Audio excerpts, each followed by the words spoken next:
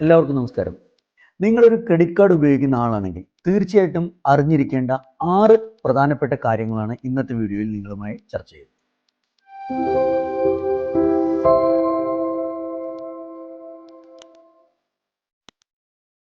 Credit കാർഡുകളുടെ ഉപയോഗം ഇന്ന് ധാരാളമായി വർദ്ധിച്ചു വരികയാണ്.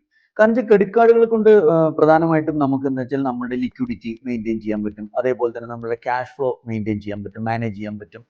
പലതരത്തിലുള്ള പ്ലാനിങ്ങും മറ്റ് പല കാര്യങ്ങൾക്കും ക്രെഡിറ്റ് കാർഡുകൾ ഉപയോഗിക്കുന്ന ഒരു അവസ്ഥയുണ്ട്. എയർപോർട്ട് ലോഞ്ചിലാണെങ്കിലോ അതല്ലെങ്കിൽ റിവാർഡ് പോയിന്റുകളുടെ ബേസിലാണെങ്കിലോ പലതരത്തിലും നമ്മൾ ക്യാഷ് ഉപയോഗിക്കുന്നതിനേക്കാൾ കൂടുതൽ ക്രെഡിറ്റ് കാർഡ് ഉപയോഗിക്കാനുള്ള ഒരു സൗകര്യമുണ്ട്. അതേപോലെ തന്നെ പണ്ടത്തെ പോലെയല്ല, ഇന്ന് മിക്കവാറും എല്ലാ ബാങ്കുകളും കസ്റ്റമർക്ക് ഇങ്ങോട്ട് വിളിച്ചിട്ട് നിങ്ങൾക്ക് ക്രെഡിറ്റ് കാർഡിന്റെ അവൈലബിലിറ്റി ഉണ്ട്, ക്രെഡിറ്റ് കാർഡിന്റെ എലിജിബിലിറ്റി ഉണ്ട്, അതുകൊണ്ട് ക്രെഡിറ്റ് കാർഡ് തരാം എന്ന് പറഞ്ഞു തരുമ്പോൾ നോർമലി ഒരു വളരെ ചെറിയൊരു ഇൻകം ഉള്ള ആളുകളെ സംബന്ധിച്ച് പോലും ഇന്നത്തെ അവസ്ഥയിൽ ക്രെഡിറ്റ് കാർഡുകളുണ്ട്. അപ്പൊ ക്രെഡിറ്റ് കാർഡുകളുടെ എണ്ണം പെരുകി വരുമ്പോൾ തീർച്ചയായിട്ടും ക്രെഡിറ്റ് കാർഡ് ഉപയോഗിക്കുന്ന ഒരാൾ, പുതിയതായിട്ടൊരു ക്രെഡിറ്റ് കാർഡ് ഉപയോഗിക്കുന്ന ഒരാളാണെങ്കിൽ തീർച്ചയായിട്ടും ഒരുപാട് കാര്യങ്ങൾ ശ്രദ്ധിക്കണം. അതല്ലെങ്കിൽ ക്രെഡിറ്റ് കാർഡിനെ സംബന്ധിച്ച് നിങ്ങൾ വളരെ വലിയൊരു കടക്കണിയിൽ വീഴുകയും അതേപോലെ തന്നെ നിങ്ങളുടെ സിബിൽ സ്കോറിനെ ഇത് കാര്യമായിട്ട് ബാധിക്കുകയും ചെയ്യും. അപ്പൊ എന്തൊക്കെ കാര്യങ്ങളാണ് ക്രെഡിറ്റ് കാർഡ് ഉപയോഗിക്കുമ്പോൾ നിങ്ങൾ ശ്രദ്ധിക്കേണ്ടത് എന്നതിൽ പ്രധാനമായിട്ടുള്ള 6 കാര്യങ്ങളാണ് ഞാൻ ഇന്ന് നിങ്ങളുമായിട്ട് ചർച്ച ചെയ്യുന്നത്.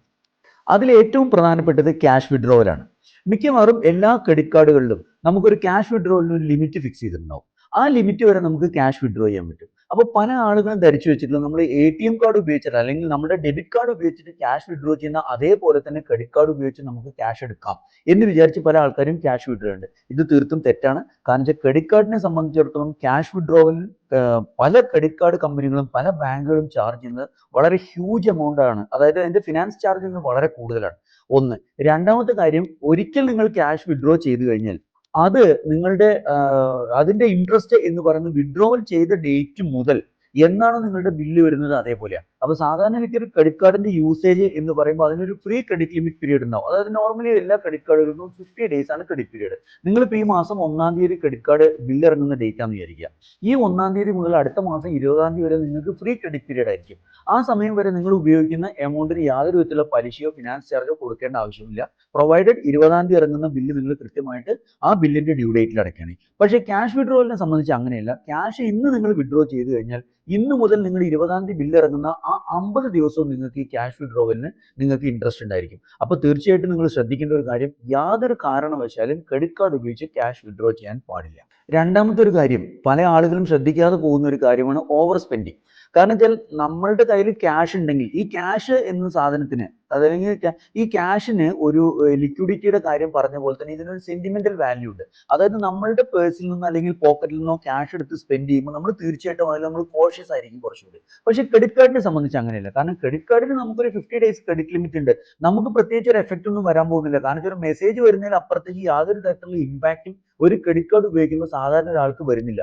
അതുകൊണ്ട് സാധാരണ എനിക്ക് എത്രയാണോ ക്രെഡിറ്റ് കാർഡിന്റെ ലിമിറ്റ് അതുവരെ ഒരു മാസം ഉപയോഗിക്കാനുള്ള ഒരു പ്രവണത പല ആളുകളിലും കാണുന്നുണ്ട്. കാരണം വെച്ചാൽ നമ്മൾ ഒരുപക്ഷെ അടുത്ത മാസത്തേക്ക് മാറ്റി വെക്കാവുന്ന ഒരു പർച്ചേസ് അല്ലെങ്കിൽ അടുത്ത മാസത്തേക്ക് മാറ്റി വെക്കാവുന്ന ഒരു സ്പെൻഡിങ് ആണെങ്കിൽ പോലും നമ്മുടെ ക്രെഡിറ്റ് കാർഡ് ഉണ്ടല്ലോ അത് ഉപയോഗിച്ച് ചെയ്യാം. അതല്ലെങ്കിൽ പലതരത്തിലുള്ള EMI ഓപ്ഷൻസ് ഇപ്പോൾ പല ബാങ്കുകളും കൊടുക്കുന്നുണ്ട്. അതുകൊണ്ട് ഈ EMI ഓപ്ഷൻസ് ഉപയോഗിച്ച് മാക്സിമം ഈ ക്രെഡിറ്റ് കാർഡ് യൂട്ടിലൈസ് ചെയ്യാനുള്ള ഒരു പ്രവണത പലതരത്തിലും, പ്രത്യേകിച്ച് വളരെ ന്യൂജൻ ആയിട്ട് ഈ ക്രെഡിറ്റ് കാർഡ് വളരെ പുതിയതായിട്ട് കിട്ടുന്ന പല ആളുകളെ സംബന്ധിച്ച് ഇത്തരം ഒരു പ്രവണത കാണുന്നത് വളരെ ആത്മഹത്യാപരമായിട്ടുള്ള ഒരു പ്രവണതയാണത്. അതായത് നിങ്ങൾക്കൊരു ക്രെഡിറ്റ് കാർഡ് ഉണ്ടെങ്കിൽ നിങ്ങളെ സംബന്ധിച്ചിടത്തോളം നിങ്ങളുടെ ലിക്വിഡിറ്റിനെ ബാധിക്കാതെ ഇരിക്കാൻ നിങ്ങൾക്ക് യൂസ് ചെയ്യാനുള്ള ഒരു ഫെസിലിറ്റി മാത്രമാണത്. ആ ഫെസിലിറ്റിയിൽ ഒരിക്കലും നിങ്ങൾ ഈ പറഞ്ഞ പോലെ തന്നെ അമിതമായിട്ട് ഡിപ്പെൻഡ് ചെയ്യുകയോ നിങ്ങൾക്ക് ആവശ്യമില്ലാത്ത പർച്ചേസ് നടത്തിയിട്ട് ഓവർ സ്പെൻഡിങ് നടത്തിയിട്ട് ഈ ക്രെഡിറ്റ് കാർഡിന്റെ ഒരു ലയബിലിറ്റി, പെർ മന്ത് ലയബിലിറ്റി കൂട്ടുകയോ ചെയ്യരുത്. അത് തീർച്ചയായിട്ടും തെറ്റായിട്ടുള്ള ഒരു പ്രവണതയാണ്. അപ്പോൾ അതുകൊണ്ട് ക്രെഡിറ്റ് കാർഡ് കയ്യിലുണ്ടെന്ന് വിചാരിച്ച് എന്തെങ്കിലും പർച്ചേസ് ചെയ്യാനുള്ള ഒരു പ്രവണത ഒഴിവാക്കിയിട്ട് ആവശ്യമുള്ളതിന് മാത്രം ക്രെഡിറ്റ് കാർഡ് ഉപയോഗിക്കാനുള്ള ഒരു മൈൻഡ് സെറ്റ് നിങ്ങൾ ഉണ്ടാക്കിയെടുക്കണം. മൂന്നാമത്തെ ഒരു കാര്യം, മിനിമം എമൗണ്ട് ഡ്യൂ അടച്ചു തീർക്കുക എന്നുള്ളതാണ്. ഇതില് പല ആളുകളും ചെയ്യുന്നത്, കാരണം വെച്ചാൽ മിക്കവാറും ക്രെഡിറ്റ് കാർഡ് ഇറങ്ങുമ്പോൾ ബില്ലുകൾ ശ്രദ്ധിച്ചാൽ നിങ്ങൾക്ക് മനസ്സിലാവും. അതിൽ ടോട്ടൽ എമൗണ്ട് ഡ്യൂ അതേപോലെ തന്നെ മിനിമം എമൗണ്ട് ഡ്യൂ എന്ന് 2 എമൗണ്ട് ഉണ്ടാവും. ഈ മിനിമം എമൗണ്ട് ഡ്യൂ അടച്ചു കഴിഞ്ഞാൽ നിങ്ങളെ സംബന്ധിച്ചിടത്തോളം ഈ പറഞ്ഞ ക്രെഡിറ്റ് കാർഡ് അടയ്ക്കാതിരിക്കുമ്പോഴുള്ള പെനാൽറ്റികളൊന്നും വരുന്നില്ല. അത് സത്യമാണ്. പക്ഷേ ഇവിടെ സംഭവിക്കുന്ന ഒരു ദോഷം, നിങ്ങൾ മിനിമം എമൗണ്ട് ഡ്യൂ മാത്രം അടച്ചു കഴിഞ്ഞാൽ അതിനുശേഷം നിങ്ങൾ പർച്ചേസ് ചെയ്യുന്ന എല്ലാ എമൗണ്ടുകൾക്കും ഈ പറഞ്ഞ മാറ്റത്തിന് ഫിനാൻസ് ചാർജ് ഉണ്ടായിരിക്കുന്നതാണ്. അപ്പോൾ നിങ്ങളെ സംബന്ധിച്ചിടത്തോളം യാതൊരു തരത്തിലും ഫിനാൻസ് ചാർജോ ഇൻട്രസ്റ്റോ കൊടുക്കാതെ നിങ്ങൾ ക്രെഡിറ്റ് കാർഡ് ഉപയോഗിക്കണം എന്നുണ്ടെങ്കിൽ നിങ്ങളെ സംബന്ധിച്ച് എന്താണോ ടോട്ടൽ എമൗണ്ട് ഡ്യൂ, അത് എന്നാണോ ഡ്യൂ ആയിട്ടുള്ളത് അതിന് തൊട്ട് മുമ്പായിട്ട്, അതായത് എല്ലാ മാസവും 7-ാം തീയതിയാണ് നിങ്ങൾ ക്രെഡിറ്റ് കാർഡ് ഡ്യൂ ആയിട്ടുള്ളത്, അതിൽ ടോട്ടൽ എമൗണ്ട് എത്രയാണോ ഡ്യൂ ആയിട്ടുള്ളത് അത് മുഴുവൻ അടച്ചു തീർത്തിട്ടുണ്ടെങ്കിൽ മാത്രമേ നിങ്ങളെ സംബന്ധിച്ചിടത്തോളം ഈ ക്രെഡിറ്റ് കാർഡ് ഉപയോഗിക്കുന്നതിനുള്ള ബെനിഫിറ്റ് നിങ്ങൾക്ക് കിട്ടുകയുള്ളൂ. അതല്ലെങ്കിൽ തീർച്ചയായിട്ടും മിനിമം എമൗണ്ട് ഡ്യൂ മാത്രം അടച്ചിരിക്കുകയാണെങ്കിൽ തീർച്ചയായിട്ടും നിങ്ങൾക്ക് ഫിനാൻസ് ചാർജ് വരും. ആ മിനിമം എമൗണ്ട് ഡ്യൂ അടച്ചതിന് ശേഷം നിങ്ങൾക്ക് സത്യത്തിൽ സംഭവിക്കുന്നത് വെച്ചാൽ നിങ്ങൾക്ക് ഈ പറഞ്ഞ ഫ്രീ ക്രെഡിറ്റ് ലിമിറ്റ് അടുത്ത മാസം വരെയുള്ള ഫ്രീ ക്രെഡിറ്റ് ലിമിറ്റ് നിങ്ങൾക്ക് കിട്ടില്ല. കാരണം നിങ്ങൾ പർച്ചേസ് ചെയ്യുന്ന എമൗണ്ടിന് മുഴുവൻ നിങ്ങൾ എന്ത് ചെയ്യണം, ഫിനാൻസ് ചാർജ് കൊടുക്കേണ്ടി വരും. അപ്പോൾ അതുകൊണ്ട് അതാണ് ഞാൻ നേരത്തെ രണ്ടാമത്തെ പോയിന്റിൽ സൂചിപ്പിച്ചതുപോലെ നിങ്ങൾക്ക് ആവശ്യമുള്ളത് മാത്രം പർച്ചേസ് ചെയ്ത് കഴിഞ്ഞാൽ നിങ്ങൾക്ക് ടോട്ടൽ എമൗണ്ട് ഡ്യൂ അടയ്ക്കാൻ പറ്റും. ഒരിക്കലും മിനിമം എമൗണ്ട് ഡ്യൂ അടച്ചിട്ട് ക്രെഡിറ്റ് കാർഡിന്റെ ബില്ല് സെറ്റ് ചെയ്യരുത്. ടോട്ടൽ എമൗണ്ട് ഡ്യൂ തന്നെയാണ് അടച്ചു തീർക്കേണ്ടത്. അടുത്തത് റിവാർഡ് പോയിന്റുകളാണ്. മിക്കവാറും എല്ലാ ക്രെഡിറ്റ് കാർഡുകളിലും നമുക്ക് റിവാർഡ് പോയിന്റ്സ് കിട്ടുന്നുണ്ട്. അപ്പോൾ ഈ റിവാർഡ് പോയിന്റ്സുകൾ നമ്മൾ കൃത്യസമയത്ത് യൂസ് ചെയ്യണം. കാരണം വെച്ചാൽ പല ക്രെഡിറ്റ് കാർഡുകളും നമ്മൾ ഈ ആനുവൽ മെയിൻ്റനൻസ് ചാർജ് ഒക്കെ കൊടുത്തിട്ടാണ് ക്രെഡിറ്റ് കാർഡുകൾ യൂസ് ചെയ്യുന്നത്. അപ്പോൾ അത്തരത്തിൽ ഫീസൊക്കെ കൊടുത്ത് ക്രെഡിറ്റ് കാർഡ് യൂസ് ചെയ്യുമ്പോൾ ഈ ക്രെഡിറ്റ് കാർഡിൻ്റെ ഭാഗത്തു നിന്നും അല്ലെങ്കിൽ ബാങ്കിൻ്റെ ഭാഗത്തു നിന്നും നമുക്ക് തരുന്ന ഒരു ഫെസിലിറ്റിയാണ് റിവാർഡ് പോയിന്റുകൾ. പർച്ചേസ് ചെയ്യുമ്പോഴോ ഫ്യൂവൽ അടിക്കുമ്പോഴോ പലതരത്തിലും ക്രെഡിറ്റ് കാർഡുകൾക്ക് പോയിന്റ്സ് കിട്ടുന്നുണ്ട്. ഈ പോയിന്റ്സുകളൊക്കെ കൃത്യസമയത്ത് റെഡീം ചെയ്യണം. കാരണം ഇതിനൊരു സമയപരിധി പറഞ്ഞിട്ടുണ്ട്. അപ്പോൾ പല ആളുകളും ഇത് ശ്രദ്ധിക്കാതെ ഇത്തരത്തിലുള്ള റിവാർഡ് പോയിന്റുകൾ എക്സ്പയർ ആയി പോകുന്ന ഒരു അവസ്ഥയുണ്ട്. അത് പരമാവധി നിങ്ങൾ യൂസ് ചെയ്യുമ്പോൾ മാത്രമേ ഈ ക്രെഡിറ്റ് കാർഡ് ഉപയോഗിക്കുന്നതിൻ്റെ ഒരു ഗുണം നിങ്ങൾക്ക് ലഭിക്കുകയുള്ളൂ. പിന്നെ മറ്റൊരു കാര്യം, ഓവർ യൂസേജ് അതല്ലെങ്കിൽ ലിമിറ്റ് എക്സീഡ് ചെയ്തിട്ട് യൂസ് ചെയ്യുന്ന കേസാണ്. ഒരു ഉദാഹരണം പറയുകയാണെങ്കിൽ ഒരു ക്രെഡിറ്റ് കാർഡിന്റെ പരമാവധി ക്രെഡിറ്റ് ലിമിറ്റ് 50,000 രൂപയാണെന്ന് വിചാരിക്കുക. പല കാർഡുകളിലും ഈ 50,000-ന് പുറമെ ഒരു 10% കൂടി വേണമെങ്കിൽ നമുക്ക് സ്വന്തമായിട്ട് യൂസ് ചെയ്യാനുള്ള ഒരു പ്രൊവിഷൻ ബാങ്ക് തരുന്നുണ്ട്.